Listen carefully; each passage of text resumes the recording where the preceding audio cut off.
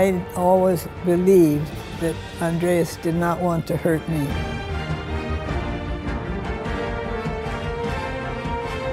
Well, the most difficult thing, of course, was to consider my life without Andreas.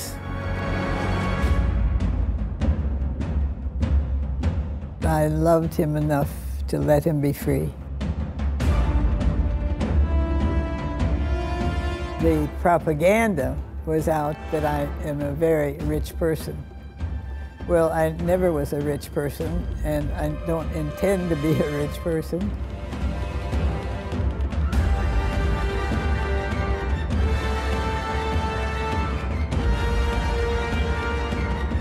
Power just for the sake of feeling important, or having your picture taken all the time, or finding ways to make money through that power that you're not entitled to, is the worst sort of thing.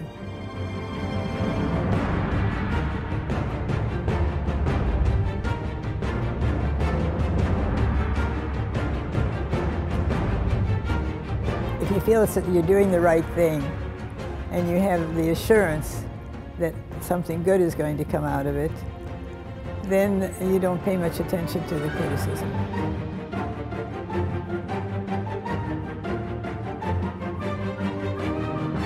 Παραιτήθηκε ο Γιώργος Παπανδρέου ή τον έριξαν? A little of both, I would say.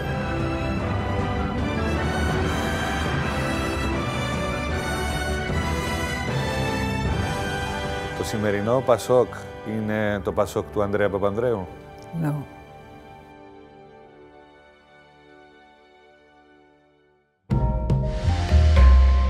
Κυρίες και κύριοι, καλησπέρα σας. Στην απόψινή εκπομπή θα έχουμε ένα τέτα-τέτ με τη σύγχρονη ελληνική ιστορία.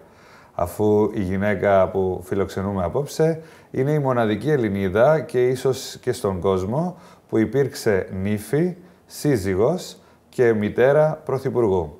Η κυρία Μαργαρίτα Παπανδρέου μας υποδέχεται στο κτήμα Μαργαρίτα στην Αλμυρή, στην Κορινθία. Κυρία Παπανδρέου, καλησπέρα σας. Καλησπέρα. Ευχαριστούμε για την τιμή να μας δεχτείτε εδώ στο ησυχαστήριό σας, στο κτήμα Μαργαρίτα. Και να πούμε φυσικά ότι είμαστε εδώ με την ευκαιρία της κυκλοφορίας του βιβλίου σας «Έρωτας και εξουσία» στην Ελλάδα. Και στην Αμερική το αγγλόφωνο είναι «Love and Power at Midwestern First Lady». Σας ευχαριστώ και πάλι. Πώς περνάτε εδώ στην Αλμυρή, εδώ στο ησυχαστήριό σας? This is my little paradise. I'm very happy to be here. I love the sea. Always wanted to be near the sea when I was a kid and dreamed actually that one day I would be living near a sea. So I'm happy. Πόσα χρόνια είστε εδώ? Έχετε φύγει από την Αθήνα? Ναι, κοίτα, μπορεί να είναι κοντά στις 10 χρόνια. Κοντά στα 10 χρόνια. Ναι. Love and Power, λοιπόν, έρωτας και εξουσία, λέγεται το βιβλίο σας. Αλήθεια, πώς συνδέονται αυτά τα δύο? Μπορεί ο έρωτας να μετατραπεί σε εξουσία και η εξουσία σε έρωτα? Well, it's a little bit of all of this. I thought at the beginning that the use of power affects the relationship between a man and a woman, and that one has to be cautious and careful once in this, let's say, environment of power, to try to maintain one's values and one's own personality. Στον έρωτα όμως ήσασταν πρωταγωνίστρια. Την εξουσία την παρακολουθήσατε από τα μάτια του συζύγου σας. Ποιο από τα δύο ήταν το πιο γοητευτικό? I think it's love, yes, for sure. I consider love a very important element in life and in terms of decision making, and I wish that it would be a powerful aspect in political matters. Σας ρωτάω επειδή στην Ελλάδα όλα αυτά τα χρόνια έχει καλλιεργηθεί μια εικόνα για σας ότι είστε μια γυναίκα που της αρέσει η εξουσία, της αρέσει να είναι πίσω από την εξουσία και που κινεί τα νήματα. Με το βιβλίο σας θέλατε να ξεκαθαρίσετε την εικόνα σας, να δώσετε τη δική σας αλήθεια? First of all, I'm not a person who sought power, only in the sense that it could be used for something that would benefit people. Power just for the sake of feeling important, or having your picture taken all the time, or finding ways to make money through that power that you're not entitled to, is the worst sort of thing. So this is a balance, and it's difficult because I see when people get into power, they change very often and become something else in terms of their relationships and something else in terms of their thinking processes and their values. Γιατί αποφασίσατε λοιπόν να εκδώσετε τώρα αυτό το βιβλίο? Ποια ανάγκη σας θέλατε να καλύψετε? Well, I've always loved books, let's put it that way, from a child. And as a matter of fact, I tried writing a book when I was in 5th grade. And my teacher gave me the opportunity to read a chapter to the class. And when I started reading it, I understood that I was doing a kind of a copy of another book, Little Women, by Louisa May Alcott. And I wasn't original at all, and I wanted it to be original. So I said, I better stop writing a book, a novel, at this point, and see about the future. What about this book? Well, first of all, I continued to do some writing. I've written several children's books, and I wrote my first book, Nightmare in Athens, which covered the period of time of the dictatorship and somewhat afterwards. So it was natural that I would be thinking of doing some continuing writing. What I did do during this period of time was to take notes on what happened and write a diary. Finally, instead of the diary, I put a tape recorder next to my bed, so that in the evening and night, before I went to sleep, I could say what happened during that day.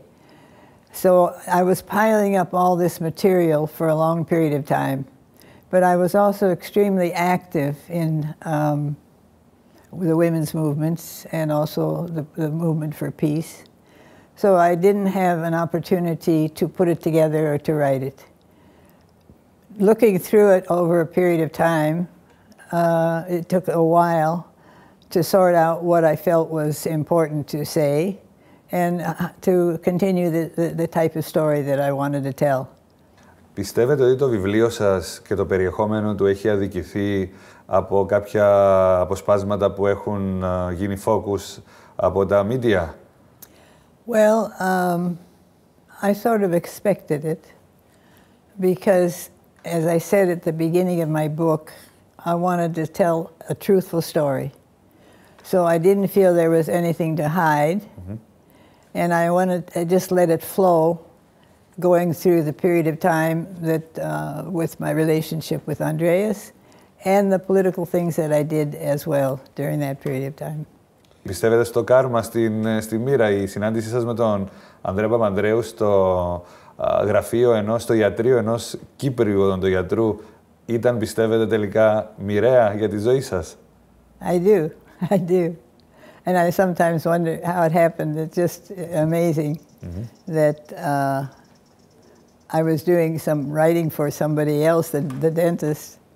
I had no notion when I saw the man sitting across from me that he would be something in my life. I thought he was just another patient.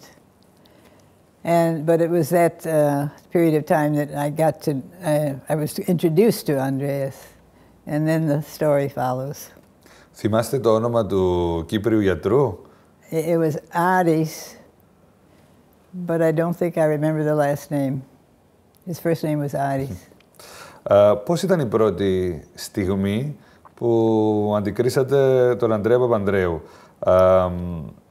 Πότε καταλάβατε ότι θα ήταν ο άντρας που θα καθόριζε τη ζωή σας? Well, I fell in love with him the first time we had a cocktail together after we left the dentist office, and the dentist disappeared, and we had a chance to talk. He was such a charming person, and so intelligent and bright and interesting that I really felt attracted to him. It's what you might call love at first sight. It happened that way. Έχετε σκεφτεί στο παρελθόν πώς θα ήταν η ζωή σας αν δεν γνωρίζατε τον Ανδρέα Παπανδρέου? Yes, I have. I would have stayed in the States.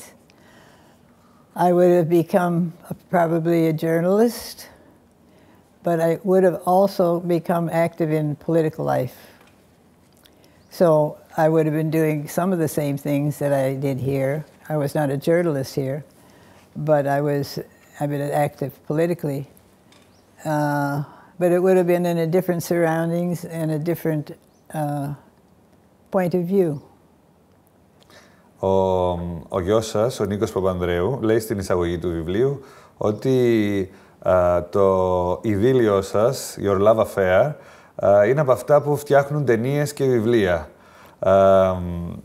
Και ήθελα να σας ρωτήσω, ξεκινήσατε πολύ δύσκολα αυτή τη γνωριμία. Ο Ανδρέας ήταν παντρεμένος με την πρώτη του σύζυγο, τη Χριστίνα Ρασιά. Εσείς ήσασταν σχεδόν αραβωνιασμένοι με ένα συμφοιτητή σας. Σκεφτήκατε ποτέ τελικά τι ήταν αυτό που σας έκανε να αψηφίσετε όλα αυτά, να τα αφήσετε όλα αυτά στην άκρη και να προχωρήσετε μαζί στη ζωή? Well, I did at some point, of course. Actually, I didn't know at the beginning that he was married, but after we went out a couple of times and talked, he told me he was married, but that his marriage was breaking up, that he was intending to get a divorce, and I believed him. And he went back to his wife for Christmas, it was, and presumably was to clear this situation up. But when he came back and we got together again that evening, he told me that he couldn't do it because his wife was undergoing psychological treatment, and he felt that it would be too difficult for her to have this happen at that time. So I said goodbye. And the turning point was your walk in your university, and when you heard Andreas calling your name? I was late for class, and I felt that I could take a shortcut, which went past the economics department, but classes were already started, so I figured that if he were there, he would be teaching. But he was late too, apparently. And I saw him coming toward me, and I couldn't figure out what to do. I couldn't turn around and run. That was silly. There was no other path I could turn into. So I just decided that I would walk by, not looking at him, and maybe he wouldn't recognize me. And I did that. And he walked about 5-6 steps past me, and then I heard his voice say, Margaret. Margaret is the name I'm called in the States. My Greek name is Margarita. And I said, oh, is that you, Andreas? And we connected again. He walked me to my class, and he said he would like to see me. But there was a problem here. I was engaged to a student who was doing his PhD. And we had our wedding date declared. So I tried to not get involved with Andreas again. And he left for the East at summertime. I got married, and I went to California for my work in health education with my new husband. Είχα μια απορία στο βιβλίο γι' αυτό, για το γάμο σας τον πρώτο. Δεν διευκρινίζεται γιατί βιαστήκατε να παντρευτείτε. Ήταν έρωτας, ήταν προξενιό. Για ποιο λόγο παντρευτήκατε τόσο νωρίς με τον συμφοιτητή σας? Well, I had been going out with him during that year when I met him. And he was a very capable person, a decent person. He was attractive. Andreas was pushed out of my mind, so we decided to get married. Γιατί ξέρουμε ότι είστε μια δυναμική γυναίκα που το να παντρευτεί τόσο γρήγορα, τόσο μικρή, δεν ταιριάζει με το προφίλ σας. Φυσικά ήταν άλλες εποχές τότε, μιλάμε για το 50. Yeah. Okay, let's just call it a mistake. Okay. Πότε συνειδητοποιήσατε, πότε μάθατε ότι ο άνθρωπος με τον οποίο ήσασταν ερωτευμένοι ήταν ο γιος ενός σπουδαίου πολιτικού στην Ελλάδα, στη χώρα του? Πότε το μάθατε αυτό? Πότε σας το είπε? That was early. I knew that early. I knew the history. I knew his activities as a student and his fight against the dictator then, when the dictatorship was declared. And how Μεταξά. And how he was taken and he was tortured. So I knew all of his history and about his father too, being in exile.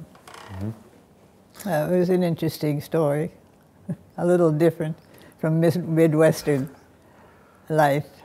Πώς ήταν η σχέση του Ανδρέα με τους γονείς σας, με τον πατέρα και τη μητέρα σας? Πώς τους φάνηκε από την αρχή? They were a little bit,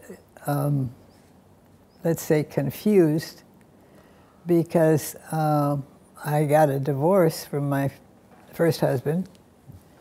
And then suddenly I appear with Andreas, and we had got married. So, but they welcomed him with open arms. And I remember Andreas, when he first came into my house in Illinois, my mother was there, and my 4 sisters were there to greet him. My father hadn't come yet. And Andreas was sort of, you know, overwhelmed. You know, all these people, they came, they kissed him, they hugged him and so forth. But he liked it. He was happy, and he had good relationships with, especially my dad. Σας μιλούσε για τις φιλοδοξίες του, σας έλεγε για τα όνειρά του, σε τι αφορούσαν, σας έλεγε τα σχέδια του? Well, Andreas was not thinking very much about coming back to Greece at that time. And he was quite satisfied with his role as a professor at the University of Minnesota. And then when we got married, he got an appointment in California, where we both wanted to go to get away from the cold of Minnesota and to have a different kind of environment, which was closer to Greece. We talked about Greece a lot. We followed what was going on. But it wasn't in his mind or mine at that time that he would return to Greece. He did decide to try to get a fellowship, which he got with the Fulbright Foundation, to spend a year in Greece to do an economic study. So we came with the children, and we spent our the full year here. I was enchanted with Greece. I mean, I fell in love with Greece. And of course, his father wanted him to go into politics, and so did many of his old friends from the past. For me, seeing the situation, and I told him that, I said that's your destiny. You know, it was sort of a broad, big statement. It's your destiny, Andreas. I mean, you sort of have to follow through. But he wasn't sure about that. He was uncertain. He liked the academic world. He liked a lot about the freedom that he had in the States to speak and to write. and other things, not baseball or things like that. Θυμάστε πώς σας έκανε η πρόταση γάμου? Well, when he found out that I was working in Albuquerque in New Mexico, he didn't know that I was married. And I was on the process of breaking up with my first husband, even then, without the knowledge of Andreas. But when he sent me a telegram, we didn't have computers then, and said that it was summertime and he was planning to go to California to take a seminar, and he could drive through Albuquerque. He'd like to see me. And I agreed to that. And it was, he spent about 5 days together, and it was in the car driving. I was driving, it was the car that was given to me by the health department. And he said, let's get married. And I was married and he was married, so we had to go through a process of divorce, which we did, and then got married. Ήταν άνθρωπος της οικογένειας, ήθελε οικογένεια, ήθελε παιδιά? We talked about that. I told him I want 5 children I wanted. 5. And he said, it's okay with me. I like a big family. Well, we managed to get 4. So, you're a dynamic woman, American woman, after the Second World War, with ambitions, dreams, and you decide to quit everything and follow your love in Greece. That was bold. Well, some people have said that how could you make such a big, decision like that? And of course, I loved him so much that I would be willing to follow him. But it wasn't only that. I felt that maybe I could play a role here. I didn't have anything in mind exactly, but I knew I could create a role for myself if I came here. And it had the, romantic aspect to it and the mystery to it. It had elements that I like to have in my life. Adventure. And so I was in favor of it. But it took us 2 trips back and forth before Andreas finally decided to go into politics. So it wasn't a sudden, decision. Πώς ήταν οι πρώτες σας μέρες στην Ελλάδα? Πώς σας αντιμετώπισε η οικογένεια του Ανδρέα όταν πρώτο ήρθατε στην Ελλάδα? Well, his father accepted me completely. There was no problem there. My problem, of course, was the language, and to try to find some friends that I felt close to. And it turned out that most of my friends at the beginning were women who had been outside of Greece, knew English, and had a different cultural background, more close to mine. But as we got to the point where we developed the women's organization, I had many friends that had never been outside of Greece, had been brought up here, had gone through all the experiences here, and we worked very well together. Ήσασταν ποτέ οι ξένοι, οι Αμερικάνα? Yes. It was often declared, and especially by newspapers when they decided to attack me on something that we were doing with the women's organization. So I got used to that. Στη συνέχεια, πόσο σας κυνηγούσε αυτό το ξένοι όταν αγωνιζόσασταν για τα δικαιώματα των γυναικών? Λέγαν, ας πούμε, τι μπορεί να ξέρει αυτή για την κουλτούρα μας? Yes, it was, sir. That was a way of hitting me, that I was leading Greek women in the wrong direction. That was the period of time when we were fighting for women's rights.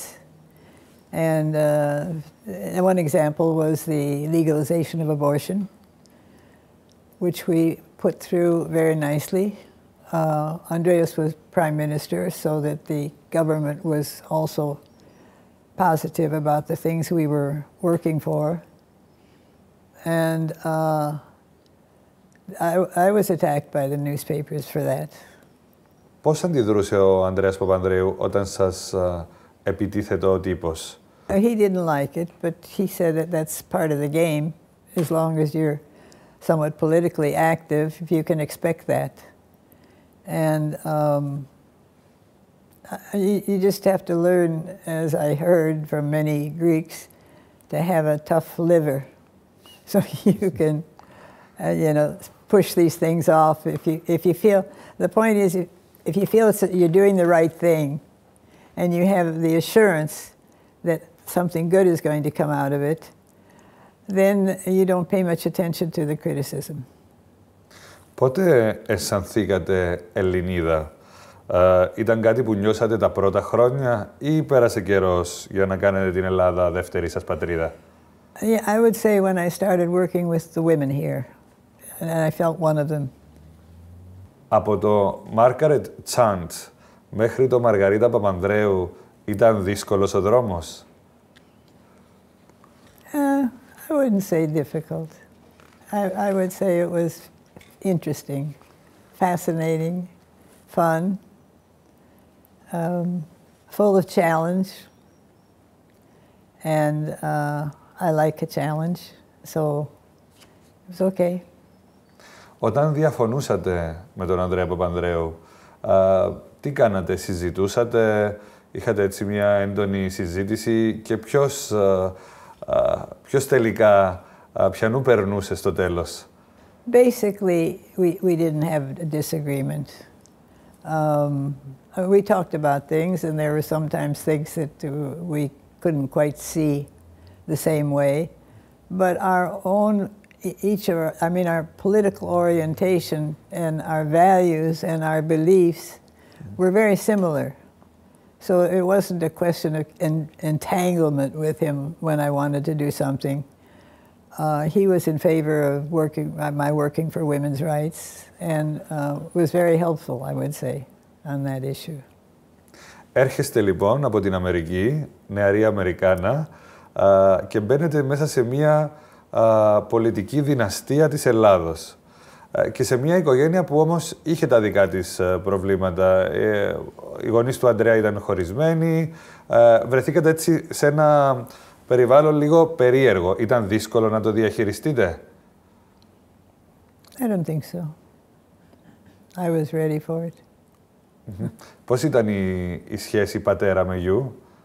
Λένε συνήθως ότι τα παιδιά με τους γονείς που είναι πολύ σπουδαίοι έχουν έτσι κάποιο ανταγωνισμό, κάποιο... No, the thing that I liked about it was that he was astonished, and he said this, that an American woman coming into this system here and this type of political action and so forth seemed to have good judgment about the whole thing and what should be done.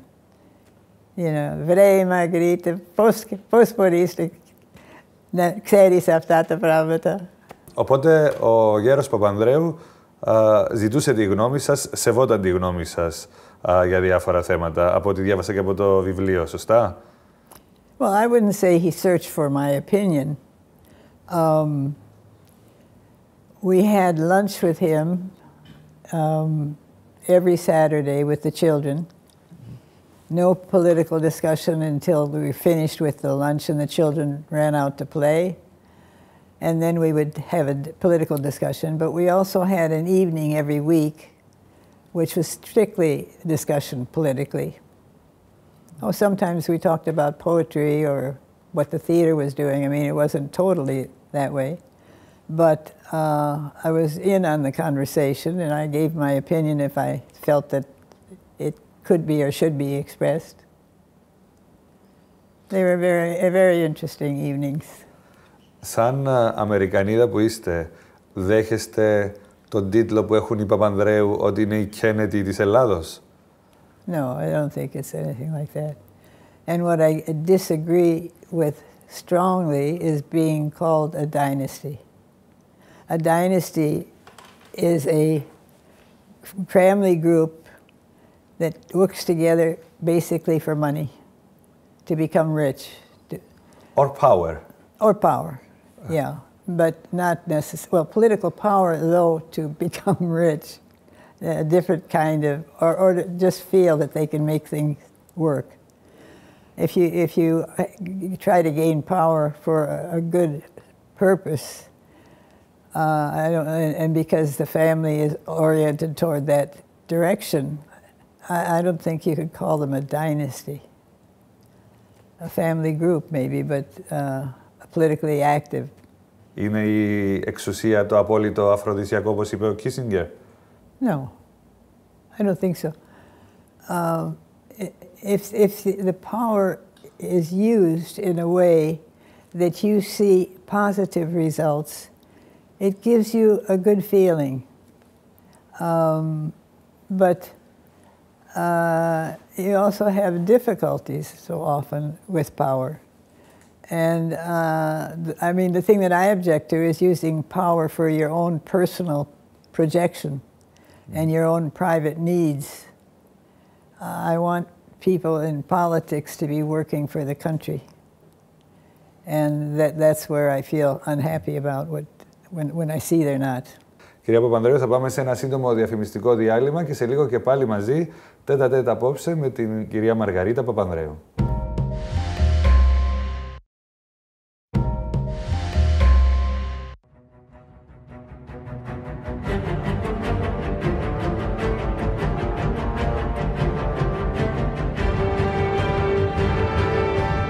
I always believed that Andreas did not want to hurt me.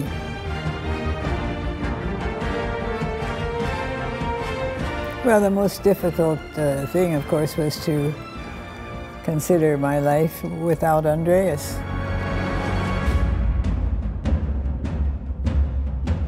I loved him enough to let him be free. The propaganda was out that I am a very rich person. Well, I never was a rich person, and I don't intend to be a rich person.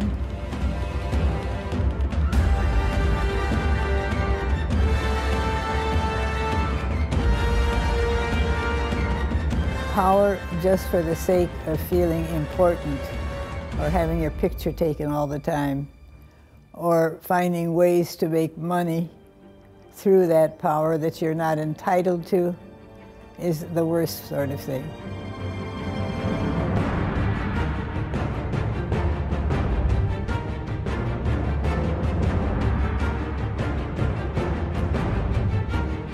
If you feel that you're doing the right thing, and you have the assurance that something good is going to come out of it, then you don't pay much attention to the criticism.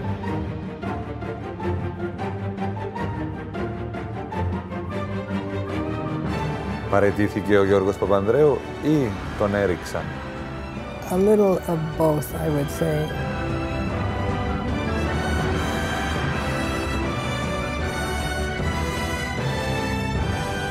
Το σημερινό Πασόκ είναι το Πασόκ του Ανδρέα Παπανδρέου? No.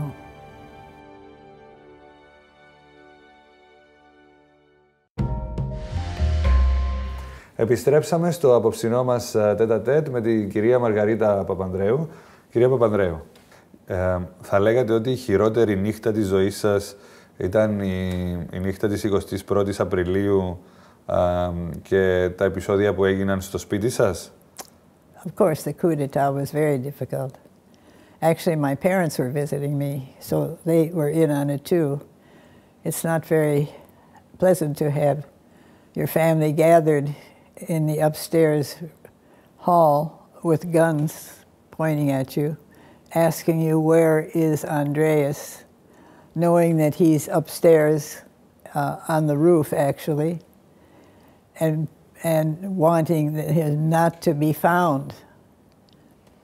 In the end, I felt it was better. I mean, looking back, I felt it was better that they found him. They made him jump down and took him away. I thought that they were going to kill him. But if he had not been found, they would have sent out search for him, and then they would have shot him as soon as they saw him.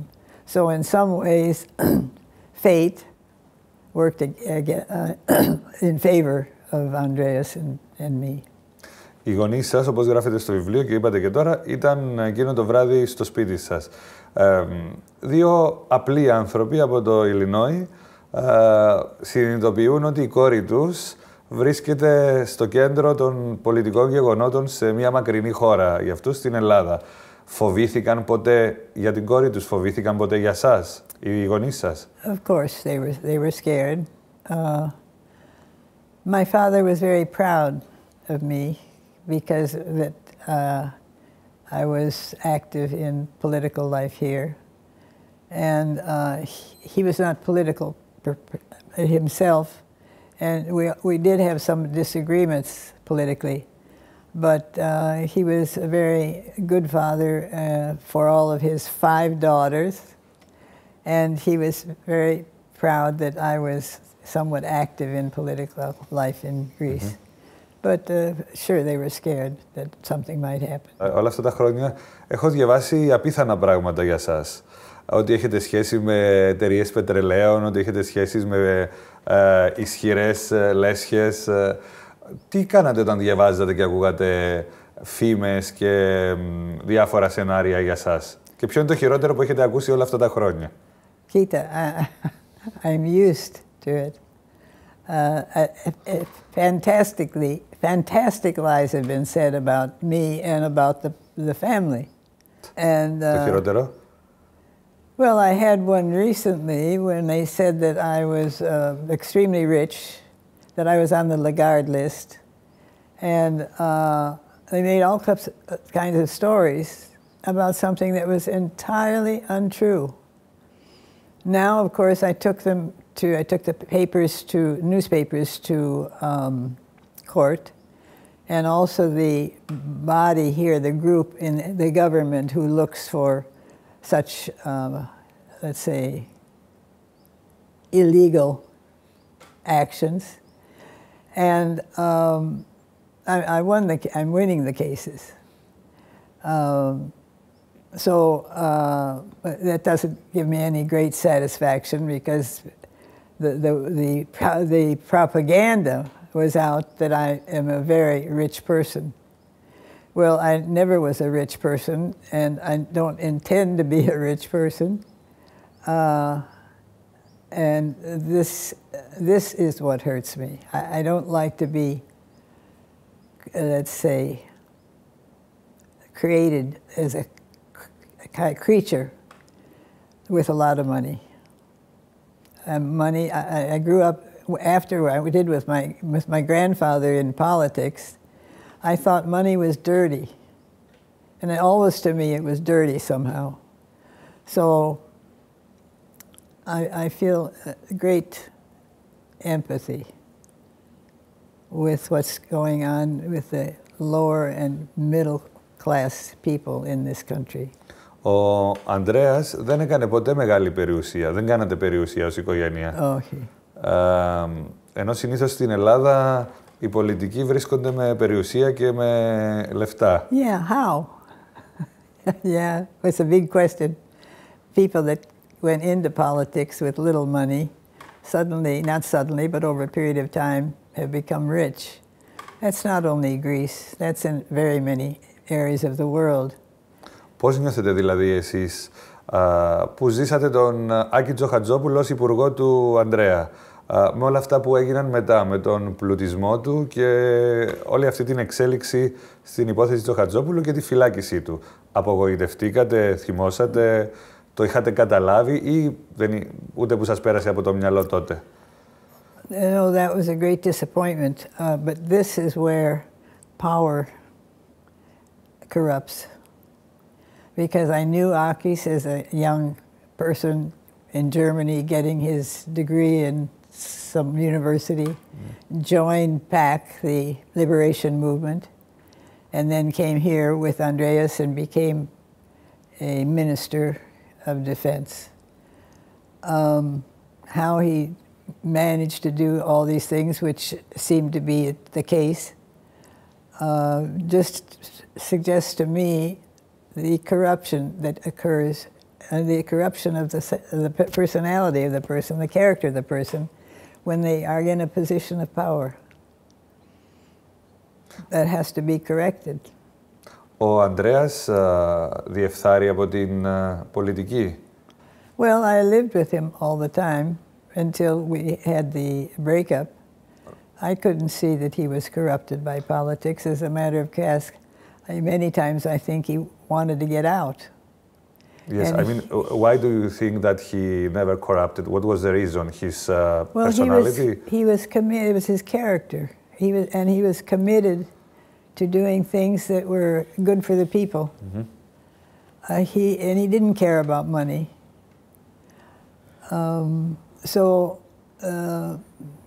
There was no corruption there. Κυρία Παπανδρέου, υποθετική ερώτηση, αλλά πολλοί την κάνουνε. Αν ζούσε σήμερα ο Ανδρέας Παπανδρέου και αν ήταν ακόμα στην εξουσία, θα ήταν διαφορετικά τα πράγματα για την Ελλάδα? I'll tell you what I think he would have done.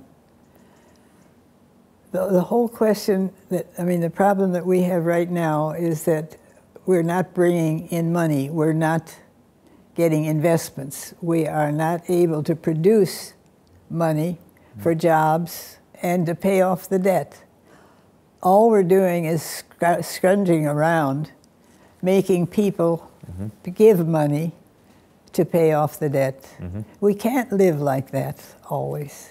We have to find a development policy that will bring us out and make us standing on our own 2 feet instead of asking to borrow money. We'll never pay the debt. As it is now, we will never pay the debt. So my feeling, and I have expressed this, and I think it's what Andreas would have done, he would have developed a national unity development plan. Because what we need to do is to get the wheel moving and money in people's pockets from jobs so they can pay the taxes we have to pay, and we can have more development. Ποιο ήταν το μεγαλύτερο λάθος, πιστεύετε, του Παπανδρέου? He made one big mistake, and the book writes about that. Εσείς εννοείτε για την προσωπική του ζωή. Yeah. Εγώ σας ρωτώ για την πολιτική του, αν ας πούμε εμπιστεύτηκε λάθος ανθρώπους. Well, you can't always separate the personal with the political. One affects the other each way.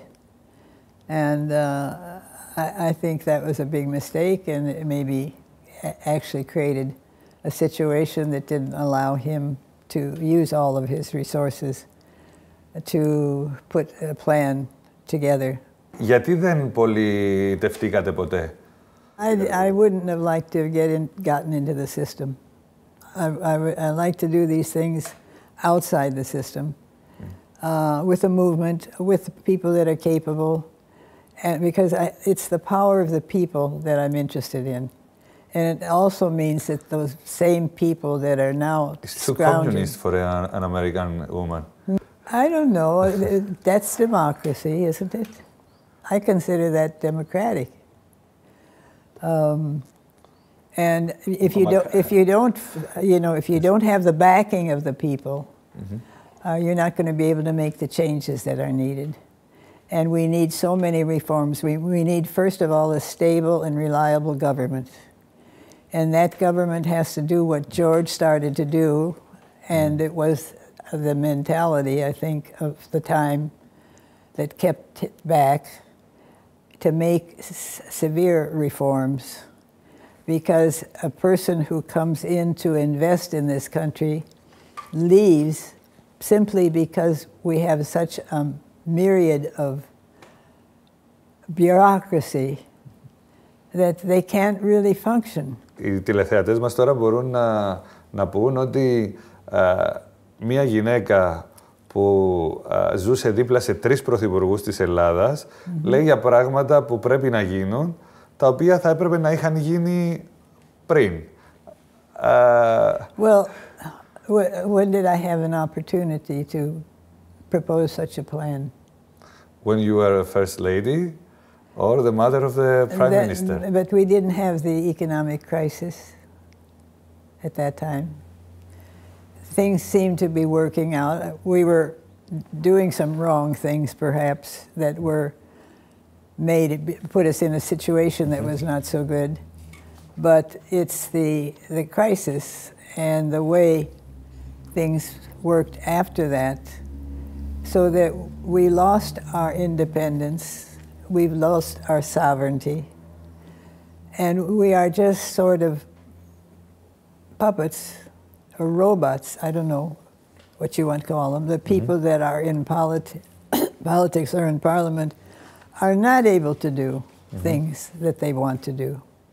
But if there were a plan and citizens were involved, and the parliament and the deputies and others were behind it, the government especially, we could move in the right direction, and we're not going to be out tomorrow, but we will be maybe 5 years from now in a better condition. Όσον αφορά στο γιο σας, τον Γιώργο Παπανδρέου, του αποδίδουν διάφορους χαρακτηρισμούς, ότι κατέστρεψε τη χώρα, την έβαλε στην Τρόικα. Ένας πολύ γνωστός δημοσιογράφος, ο Μιχάλης Ιγνατίου, έγραψε ένα βιβλίο «Τρόικα, ο δρόμος προς την καταστροφή» και λέει μέσα ότι ο Γιώργος είχε άλλη επιλογή, που δεν θα ήταν τόσο καταστροφική για την Ελλάδα, αλλά δεν την έκανε. Ποια είναι η άποψή σας όταν ακούτε όλα αυτά τα χρόνια ότι ο Γιώργος Παπανδρέου φταίει για την κατάσταση της Ελλάδος σήμερα? I don't believe that he had the real opportunity that was needed. He tried to find a method of getting something like I'm talking about involved, people being involved. But there was a mentality that didn't allow this.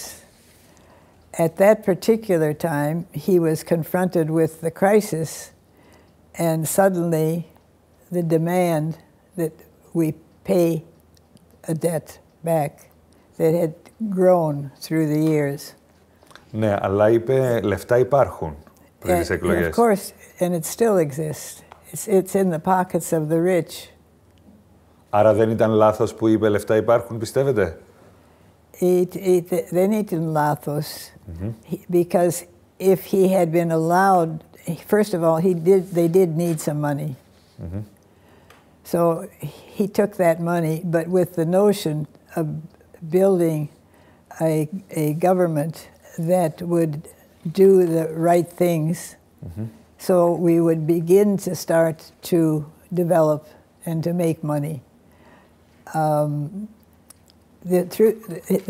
He didn't have the backing of the parliament. No, he didn't have the backing of his own party. Actually, George made 100 reforms, small and large, and some of the reforms that he attempted to make were blocked by his own people. Γιατί? Because of this mentality that everybody wanted to continue with what was a good life. And nobody wanted to feel that they were partially responsible, not paying taxes, trying to get money somehow illegally, all those kinds of things. Nobody wanted to take that responsibility. And as far as people who were in political life, they didn't want to charge the public or have the public be confronted with bigger taxes, with other, let's say, ways of finding money that had been illegally taken. Παραιτήθηκε ο Γιώργος Παπανδρέου ή τον έριξαν? A little of both, I would say. He proposed a referendum. Now, a referendum is a very democratic thing, and you get the power of the people at that time, if they are decided, is strong enough so that you can confront the outside forces. the outside forces, the Germans in France especially, didn't want that referendum because that would have built up perhaps a trend for some of the other countries that were in the same problem, having the same problem. So they, by making a big fuss about his doing the referendum and his not getting the backing of his own parliamentary people, caused him to resign. Ήταν μοιραίο λάθος το δημοψήφισμα που πρότεινε? Oh, it's always hard to say. For the referendum, no. I think that was the right thing to do. It was just that the political world itself was not ready for that. Τι σας είπε την παραμονή της παραίτησης του? Το συζήτησε μαζί σας? Σας το ανακοίνωσε? No, I didn't find out until he said it. No, I didn't have any discussion with him. Και τα πρώτα σας έτσι συναισθήματα μόλις το ακούσατε? I was a little sad because I felt that he is capable, very capable, and I like his values. And he had some good people working with him, very good people. But I understood that this was the only alternative for him at the time. Κάποιοι λένε ότι η σχέση του Ανδρέα Παπανδρέου με τον Γιώργο Παπανδρέου, πατέρα και γιου, ήταν προβληματική λόγω των μεγεθών. Είχαν προβλήματα στις σχέσεις τους, ως πατέρας και γιος? Yes, like many sons with their fathers. And that was even when he was young, before we got into politics. George had his own ideas, and they didn't always agree with his father's. So his father could be somewhat severe about that. But there was no question that his father loved him. Εσείς που ζήσατε τόσες πολλές κακουχίες λόγω της πολιτικής, εξορία, να εισβάλλουν στο σπίτι σας ένοπλοι, να απειλούν τα παιδιά σας, τους γονείς σας κτλ. Πώς νιώθατε όταν το παιδί σας θα ακολουθούσε και αυτό πολιτική καριέρα? Στον ελληνικό τύπο φαίνεται ότι εσείς σπρώχνατε τον Γιώργο να γίνει πολιτικός, να γίνει ακόμη ένας Παπανδρέου πρωθυπουργός. Παρ' όλα αυτά που ζήσατε, θέλατε να γίνει πρωθυπουργός ο γιος σας και να ασχοληθεί με την πολιτική? At that particular time, once he decided to get in politics, and of course he had the name, but I also felt he had the leadership qualities, and I was happy to see him become. But from the very first day when I saw him in his office, I told him, I said, you've taken on a very tough task. He said, I know, Mom. He said, every stone that I turn up underneath are worms. He was completely aware of it. And I said, it's the mentality that is the toughest enemy of what you want to do. And he shook his head, yes. It was a happy day for you, I suppose. To see my son become Prime Minister of Greece, of course. Ήταν ο τρίτος Παπανδρέου πρωθυπουργός της Ελλάδος. Πρόσφατα όμως ήταν οι πρώτες εκλογές χωρίς Παπανδρέου στα ψηφοδέλτια και στις προηγούμενες εκλογές χωρίς Παπανδρέου στη Βουλή. Αυτό πώς σας φάνηκε? Πώς σας έκανε να νιώσετε? Well, I have two feelings about that. I was sad that people didn't recognize still George's potential, but I was also sort of glad he was out of the mess. Υπάρχει ακόμα ένας Παπανδρέου που θα μπορούσε να γίνει πρωθυπουργός στην οικογένεια Παπανδρέου? Βλέπετε κάποιον που θα μπορούσε να ακολουθήσει την οικογενειακή παράδοση? Fate will tell. Γιατί λένε ότι ο γιος σας, ο Νίκος Παπανδρέου, είναι το μυαλό της οικογένειας και ότι έχει ικανότητες για την πολιτική. Το βλέπετε κι εσείς αυτό? He would be good, but he has some good sense too not to get involved right now. Ποια η άποψή σας για τον Αλέξη Τσίπρα? Πολλοί λένε ότι ο σημερινός πρωθυπουργός θυμίζει Παπανδρέου, αντιγράφει τον Παπανδρέου σε διάφορα που έχουν να κάνουν με τη δημόσια εικόνα του Παπανδρέου. Εσάς σας θυμίζει Ανδρέα Παπανδρέου ο Αλέξης Τσίπρας? Well, as I understand that his family was somewhat in favor of Papandreou. Mm-hmm. He came from a family that was democratic, socialist, social democratic. Mm-hmm. I think he has some capabilities, but I think it's too big a task for him to handle. And I don't think he has some of the right people around him to make the changes that need to be made. But, you know, I don't know what government exactly could make the necessary changes. Το σημερινό Πασόκ είναι το Πασόκ του Ανδρέα Παπανδρέου? No. I don't believe so. Πιστεύετε ότι από τον Παπανδρέου και μετά, από τον Σιμίτη και μετά, το Πασόκ άλλαξε? Yes, yes. But you know, the truth of the matter is that I think the whole party system is corrupt.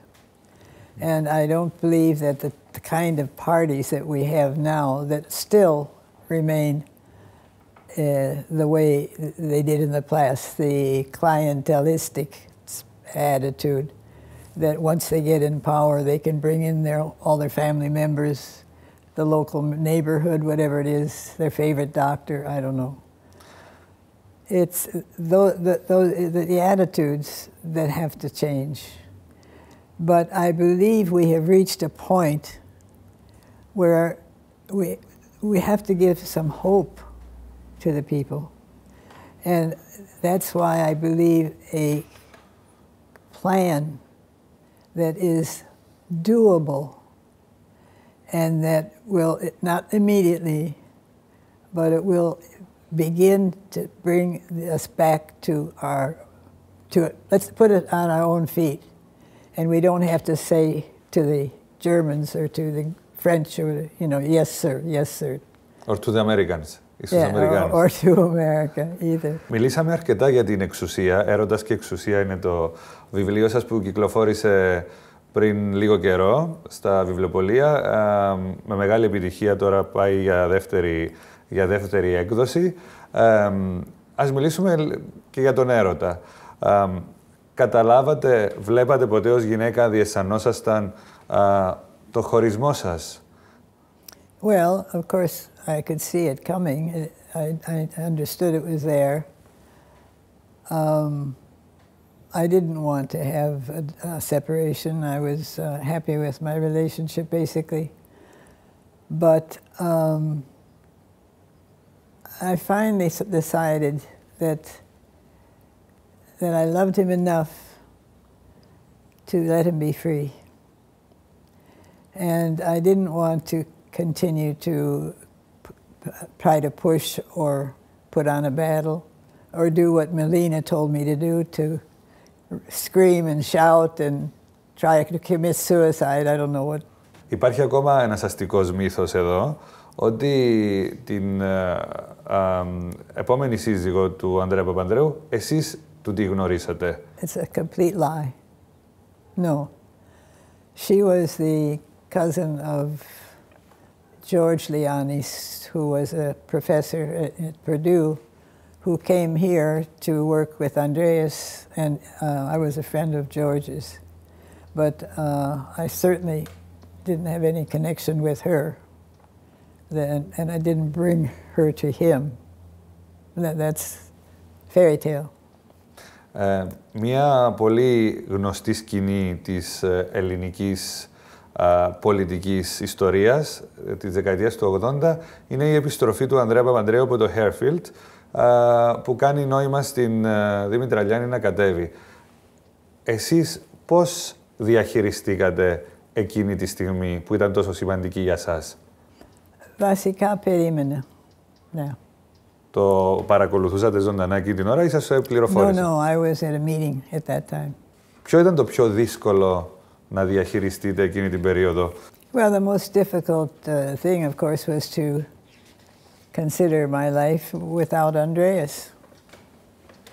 And I felt at some point that I had to start thinking about being on my own and trying to decide what I would do at that point. And I think I have had a rich life from that time. Continued to maintain my friendships with some very good women, active in a number of causes, and writing my book. Τελικά, ισχύει αυτό που λένε στην Ελλάδα για τον πανδαμάτορα χρόνο? Of course, the time helps cure, of course. You don't feel the same pain when you think about those days that you felt at the time. Νιώθετε σήμερα ευτυχισμένοι που ζήσατε ένα τέτοιο μυθιστορηματικό έρωτα που καθόρισε μια χώρα? Yes. No, I think it's a fantastic story, really.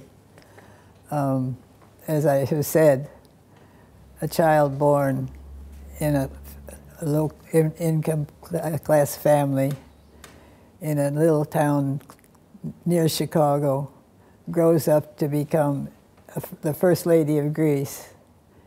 It's like a fairy tale. And you know, it was rich. And I feel that I did gain some of the goals that I had in life. And I'm still in that direction. Διάβασα τις κριτικές για το βιβλίο σας και είδα ότι επικεντρώνονται σε δύο σημεία. Δεν ξέρω αν τις διαβάσατε εσείς. Το πρώτο σημείο είναι γιατί δεν αναφέρεστε ονομαστικά στη Δήμητρα Λιάννη και το δεύτερο σημείο είναι γιατί μας αφορά αυτό σήμερα μετά από τόσα χρόνια σε μια Ελλάδα της κρίσης. Τι αφορά, τι έγινε τότε μεταξύ του Παπανδρέου, της Μαργαρίτας και της Δήμητρας μετά από τόσα χρόνια. Τι έχετε να πείτε? Well, if they find it not interesting, they don't have to read the book, for one thing. I didn't think about whether they would find this interesting or not. I just wanted to get it down on paper. It's quite an experience to look back at your life and the decisions that you made and the consequences and the people that you knew at that time. And very often you wonder if you had gone this way or that way, something would have been different. But because it was an interesting life and because it gave me a great deal of satisfaction to see things happen that did happen that were positive. Εάν έρθει σήμερα μία φίλη σας, μία γυναίκα και σας πει ότι έμαθε ότι ο άντρας της την απατά, ποια θα ήταν η συμβουλή σας? Να υπομένει ή να χωρίσει? I would say to try her best to remain, if she loves the person, to try to see if there is some connection or some way that she can maintain the relationship. But if it reaches the point where it seems the effort is not worth it, that it's too much of a drain on both members of a couple. Because I always believed that Andreas did not want to hurt me. It wasn't his aim to hurt me. If he wanted to leave me, that was, of course, a pain for me in itself. But I don't believe, I mean, he would be wishing for a reasonable understanding of what his needs were. And so in the end, as I said, I had to determine and think and believe that I loved him enough to let him be free because it was his freedom that he wanted. He didn't want the attachment anymore. Τι σας λέει ο κόσμος για το βιβλίο σας, που το έχει διαβάσει? Most women tell me good things. I hear a little bit of criticism from the male part of the population. And I can just believe that somehow they're not quite ready to believe in the rights of women, the liberation of women, perhaps, because we know how the men act. They still would like to have their women act differently. And so they attack the book. Τα γεγονότα που έγιναν στην παρουσίαση του βιβλίου σας ταράξαν? Δεν τα περιμένατε? I was a little concerned because there's been such a propaganda attack on the Papandreou family that there might be some attempt to make noise, if nothing else. And actually, I told George and Nick that they should be aware of that possibility. So they had some safety guards, security people there. I didn't understand what had happened when it happened because I didn't see them. I just heard a lot of noise and I saw some people running for shelter. It turned out to be not something serious. But in these days, you know, people look for targets or ways of getting attention or ways of relieving them, giving them some sense that they have something important to do. Γιατί ο Γιώργος Παπανδρέου δεν ήταν στην παρουσίαση του βιβλίου σας? Σχολιάστηκε αυτό αρκετά. Oh, he was on a trip. You know, George has been moving all around the world. And I didn't choose the date for the opening. I mean, I agreed to it. I don't always ask what his program is or what my program is. That had no specific meaning. Πόσο πιθανή θα βλέπατε μία επάνωδο του Γιώργου Παπανδρέου στην πρωθυπουργία? If he wants it. Γιατί και ο παππούς του και ο πατέρας του κάνανε comeback, επανήλθαν στην πρωθυπουργία. But I always say there are a number of Papandreou people still around. If he doesn't want it, there are others. Like? Yeah. Όπως? Όπως? Like? Nikos, Andrea, Sophia, grandchildren, little Andronikos, Nikos' son. They are candidates for prime ministers? Oh, sure. Why not? Πώς θέλετε να σας θυμούνται οι Έλληνες? Σαν νύφη, σύζυγο και μητέρα πρωθυπουργού ή σαν κάτι άλλο? I just hope maybe they appreciate some of the things I've done. And I hope they like me. Natural, human. Κυρία Παπανδρέου, σας ευχαριστώ πάρα πολύ για την τιμή που μας κάνατε να μας δεχτείτε εδώ στο σπίτι σας, στο ησυχαστήριο σας, στο κτήμα Μαργαρίτα και να προσπαθήσουμε έτσι να συμπυκνώσουμε αυτή την μυθιστορηματική ζωή. Γι' αυτό και έγινε και βιβλίο, 2 κιόλας, ένα στα ελληνικά και ένα στα αγγλικά, σε 1 ώρα. Ναι. Σας έχουν κάνει πρόταση για σινεμά, για ταινία? Well, if it comes along. Θα το θέλατε? It would be fun. Και ποια να σας παίξει, ποια ηθοποιό θα θέλατε να σας παίξει? Who would play me? Yes.